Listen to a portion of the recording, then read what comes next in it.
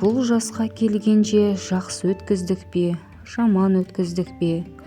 Әйтеуір бірталай өмірімізді өткіздік. Алыстық, жұлыстық, айтыстық, тартыстық, әурешілікті көре-көре келдік. Енді жер ортасы жасқа келдік. Қажыдық, жалықтық. Қылып жүрген ісіміздің баянсызын, байлаусызын көрдік. Бәрі қоршылық екенін білдік. Ал енді қалған өмірімізді қайтып не қылып өткіземіз, соны таба алмай өзімде қайранмын. Ел бағу жоқ, елге бағым жоқ. Бағусыз дертке ұшырайын деген кісі бақпаса, не албыртқан көңілі басылмаған жастар бағамын демесе, бізді Құдай сақтасын. Мал бағу жоқ, баға алмаймын. Балалар өздеріне керегінше өздері бағар.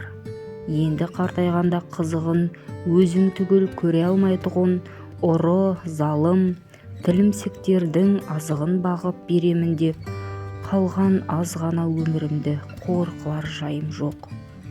Ғылым бағу жоқ, ғылым бағарға да ғылым сөзін сөйлесер адам жоқ.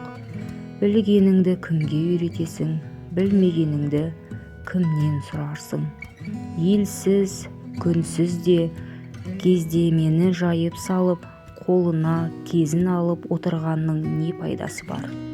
Мұңдасып шер тартқысар кісі болмаған соң, ғылым өзі бір тез қартайтадығын күйік. Софылық қылып дін бағу жоқ, ол да болмайды. Оған да тыныштық керек.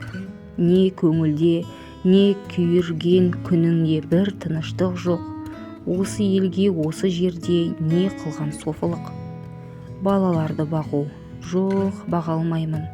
Бағар едім, қалайша бағудың мәнісін де білмеймін. Не болсын, не деп бағам? Қай елге қосайын, қай харекетке қосайын? Балаларымның өзінен ілгері өмірінің, білімінің пайдасын тыныштықпенен керерлік орын тапқаным жоқ. Қайда бар, не қыл дерімді біле алмай отырмын. Не бол деп бағам? Оны да ермек қыла алмадым. Ақыры ойландым. Осы ойыма келген нәрселерді қағазға жаза берейін. Ақ қағазбен қара сиярыны ермек қылайын. Кім ішінен керекті сөз тапса жазып алсын, я оқысын. Керегі жоқ десе өз сөзім өзімдікі дедім де, ақыры осыған байландым. Енді мұнан басқа ешбір жұмысым жоқ.